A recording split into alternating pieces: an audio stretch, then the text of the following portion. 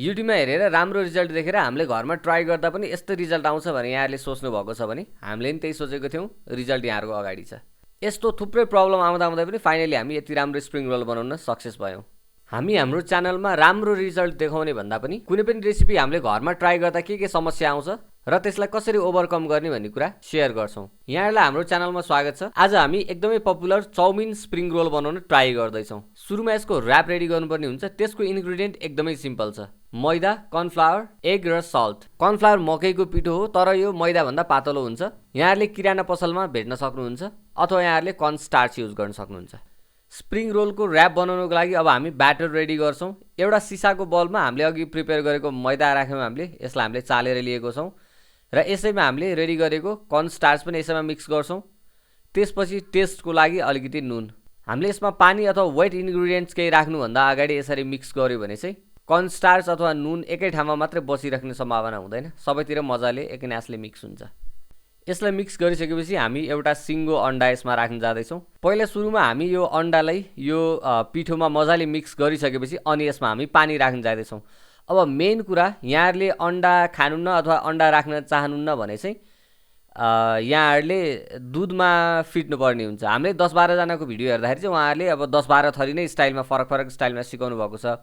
तर एउटा कन्क्लुजनमा चाहिँ हामी केमा पुग्यौँ भन्दाखेरि यहाँहरूले अन्डा नराख्ने हो भने चाहिँ यहाँहरूले दुधमा फिटेर ब्याटर बनाउनु पर्ने रहेछ भन्ने कुरा चाहिँ देखाइएको छ। यहाँहरूले ट्राई गर्न सक्नुहुन्छ। यो ब्याटर बनाउँदाखेरि चाहिँ एउटा याद गर्नुपर्ने कुरा भनेको एकैचोटि धेरै पानी हालेर पातलो बनाउनु भयो भने यसमा डल्लो पर्छ, पिठो डल्लो पर्छ, मजाले फिटिँदैन।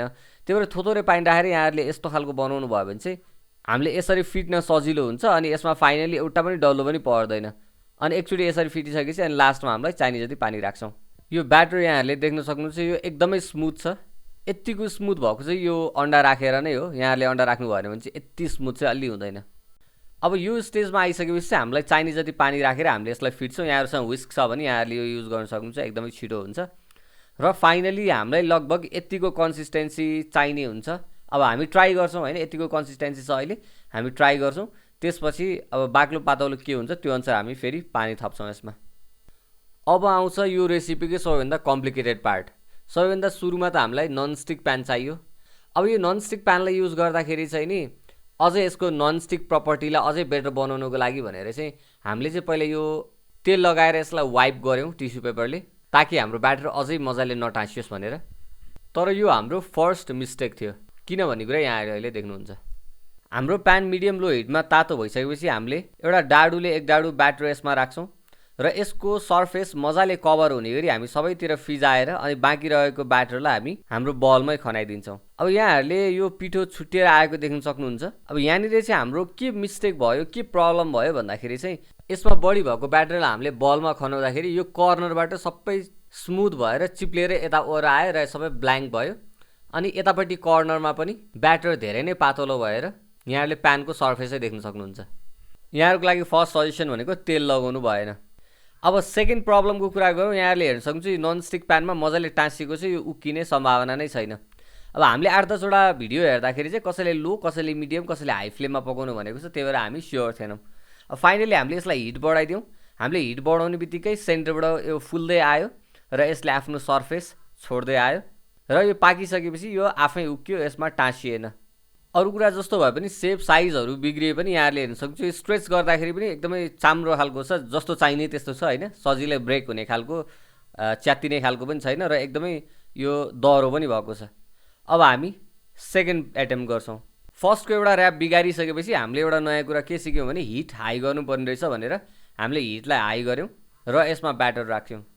अब यसलाई पनि स्प्रेड गरेर खनाउँदा यहाँहरूले देख्न सक्नुहुन्छ अब के भयो भन्दाखेरि हिट धेरै भयो र यो छिटो पाक्यो। अनि हामीले खनाउनुभन्दा अगाडि नै यो पाक्न थाल्यो र यो धेरै बाक्लो भयो।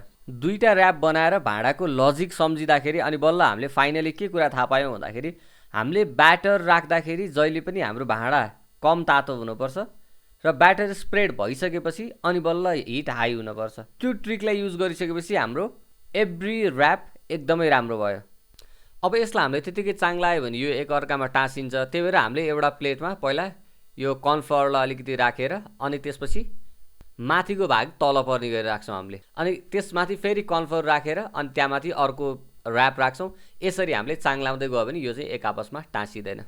स्प्रिङ रोलमा हामीले स्टफिङ गरिसकेपछि त्यसलाई सिल गर्नुपर्ने हुन्छ। त्यसको लागि चाहिँ हामी यो मैदामा पानी राखेर एउटा लेदो बनाउँछौँ। यसले चाहिँ ग्लुको काम गर्छ। यसलाई चाहिँ हामीले यत्तिको पातलो बनाएको छौँ। स्प्रिङ रोलको स्टफिङको लागि चाहिँ हामीले चाउमिन लिएको छौँ। आजको चाउमिन हामीले अलिकति प्लेन बनाएको छौँ। बाइ द वे यहाँहरूलाई चाउमिन मनपर्छ भने चाहिँ चाउमिन बनाएको भिडियो पनि हामीले अपलोड गरेको छौँ। यहाँहरू हाम्रो च्यानलभित्र जानुभयो भने त्यो सहित अरू थुप्रै भिडियोहरू यहाँहरूले हेर्न सक्नुहुन्छ।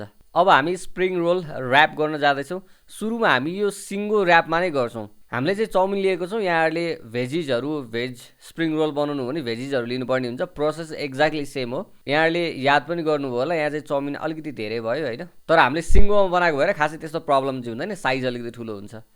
यसलाई हामीले चाउमिन राखेको कर्नरबाट एकचोटि फोल्ड गरेर अनि बाँकी वरिपरि एरियामा हामीले जुन ग्लु बनाएको थियौँ मैदा फिटेर त्यसलाई लगाउँछौँ अनि लेफ्टतिरबाट ऱ्याप गर्छौँ र राइटतिरबाट पनि फोल्ड गर्छौँ अनि यसलाई स्ट्रेट अगाडि रोल गर्छौँ। हामीले यसरी गऱ्यो भने चाहिँ लेफ्ट र राइटबाट यसरी फोल्ड गर्दाखेरि चाहिँ नि हामीले पछि फ्राई गर्दाखेरि तेलभित्र छिर्दैन।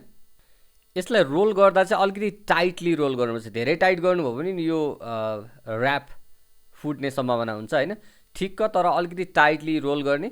यति गरिसकेपछि हाम्रो स्प्रिङ रोल रेडी। अब सेकेन्ड स्टाइलको हेरौँ। सेकेन्ड स्टाइलमा चाहिँ हामीले चाउमिन राखेको कर्नरबाट फोल्ड गर्दैनौँ, सिधै राइट र लेफ्टबाट हामी सुरुमा फोल्ड गर्छौँ।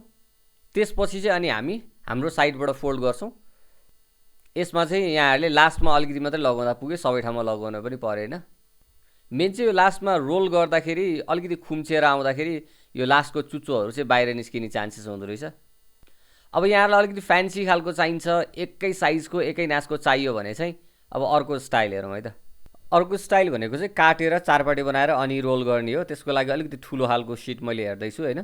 हामीले एउटा अलिकति ठुलो खालको सिट लियौँ। अब यसलाई चाहिँ हामी के गर्छौँ भन्दाखेरि चारवटै कर्नरबाट यसलाई चाहिँ काटेर एउटा स्क्वायर सेप दिन्छौँ यसलाई। अब यहाँहरूले सबै एकै नासको बनाउने हो भने चाहिँ सबैलाई चाङ लगाएर यहाँहरूले एकैचोटि काट्न सक्नुहुन्छ। यसलाई अब स्क्वायर बनाइसकेपछि अनि यसको पनि हामी दुई साइडमा चाहिँ हाम्रो यो मैदा लगाउँछौँ अनि यसमा चाहिँ हाम्रो चाउमिन पनि एकदमै थोरै लाग्छ। भेजिजहरू राख्यो भने नि हाम्रो एकदमै थोरै, किनभने यो साइजमा एकदमै सानो छ। अनि हामीले एउटा कर्नरबाट चाउमिन राखेर चाउमिन राखेको साइडबाट यसलाई फोल्ड गर्छौँ। त्यसपछि हामीले सुरुमै गरेको स्टाइलले लेफ्टबाट राइट राइटबाट लेफ्टतिर गरेर एउटा इन्भ्यालेप जस्तो फर्ममा चाहिँ हामी यसलाई रोल गर्छौँ। हाम्रो चाहिँ यो स्क्वायर भएको छैन, अलिकति स्क्वायर नभएको भएर होला, सायद अलिकति चुच्चो चाहिँ निस्किरहेको छ, अलिक बसेन, सायद ऱ्याप गर्ने आइडिया नभए पनि होला। अनि यसको मेन बेफाइदा भनेको चाहिँ यसको काटेको टुक्राहरू जति पनि हुन्छ सबै खेर जान्छ। अर्को एउटा वे पनि छ, यो चाहिँ मैले आफै ट्राई गरेको हो।